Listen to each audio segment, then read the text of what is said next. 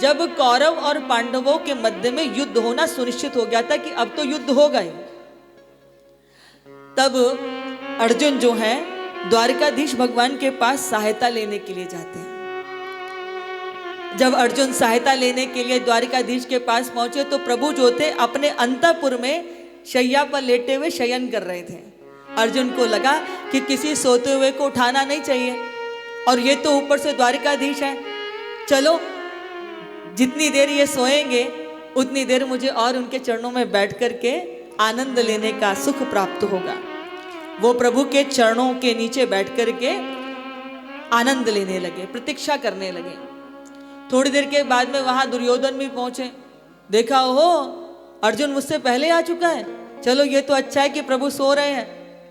पहले मन में आया कि हिला के जगा दूं, लेकिन मन में आया कि नहीं नहीं ये उचित नहीं होगा, इसलिए सिरहाने जो आसन रखा हुआ था उस आसन पर आकर के बैठ गए।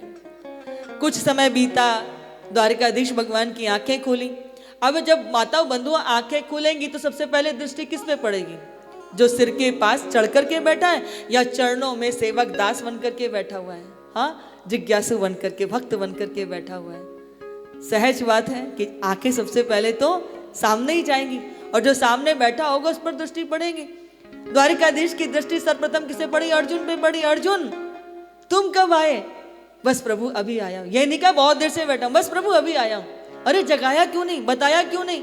इतने में दुर्योधन बोल पड़े, केशव मैं भी आया हूं। भगवान ने पीछे मुड़ के देखा तो देखा कौन? दुर्योधन है। अरे दुर्योधन तुम भी आए हो? बोले हाँ प्रभु, आप विश्राम कर रहे थे इसलिए उठाना उचित नहीं समझा। आपको तो पता है कि हमारे और पांडवों के बीच में युद्ध होना निश्चित हो चुका है, इसलिए हम आपसे सहायता लेने के लिए आए हैं। तो द्वारकाधीश ने कहा वो तो अच्छी बात है दुर्योधन, लेकिन मेरी दृष्टि तो पहले अर्जुन पर पड़ी है। देखो तुम कुछ चुनाव करो, मैं तुम्हें उससे पहले कुछ दूं। एक बात बताना चाहता हूं कि एक तरफ मेरी संपूर्ण नारायणी सेना होगी और दूसरी तरफ निहत्ता अकेला मैं स्वयं खड़ा होऊंगा। इस युद्ध में मैं शस्त्र ग्रहण नहीं करूंगा। एक तरफ क्या है? मेरी संपूर्ण नारायणी सेना, और एक तरफ निहत्ता अकेला मैं खड़ा होऊंगा। लेकिन मेरी दृष्टि पहले किस पर पड़ी है? अर्जुन पर पड़ी है, इसलिए पहले मैं अर्जुन को चुनने का अवसर दूंगा। अर्जुन ने हाथ जोड़ लिए, बोले प्रभु ये तो आपकी कृपा है कि आपकी दृष्टि मुझ पर पहले पड़ी, लेकिन दुर्योधन भैया मुझसे बड़े हैं, मैं चाहता हूं कि आप चुनने का अवसर उनको पहले दे दें।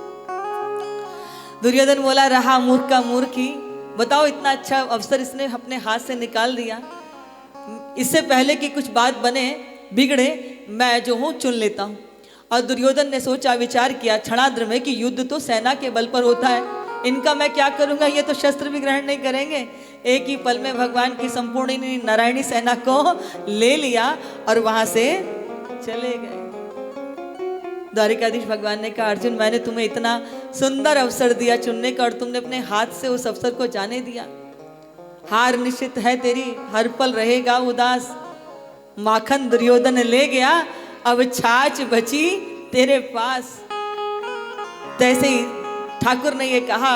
अर्जुन ने भगवान के चरण पकड़ लिए, कहा प्रभु ऐसा ना कहो, जीत निश्चित है मेरी, भक्त कभी हो नहीं सकता उदास। माखन लेकर क्या करूं जब माखन चोर है मेरे पास।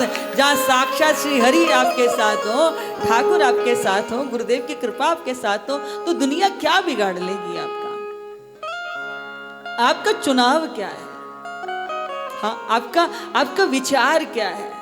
आप किसको साध रहे हो? किसको पाने के लिए भाग रहे हो? क्या है जो आपसे छूट जाएगा? क्या है जो आपसे छुड़ा लिया जाएगा? अगर हमारी दृष्टि जमीन जायदाद पदार्थ पत्थरों पे लगी हुई तो निश्चित रूप से छूटेगा, लेकिन आपने तो वो पा लिया ना जिसको पाने के बाद छोड़ना या छूटना है ही नहीं। इसलिए कथा जो है वो हमको दृष्टि देती है, कथा हमको वो देती है, हमें उस सत्य का दर्शन कराती है जिसे पाकर के संसार में आना हम सबका धन्य हो जाता है।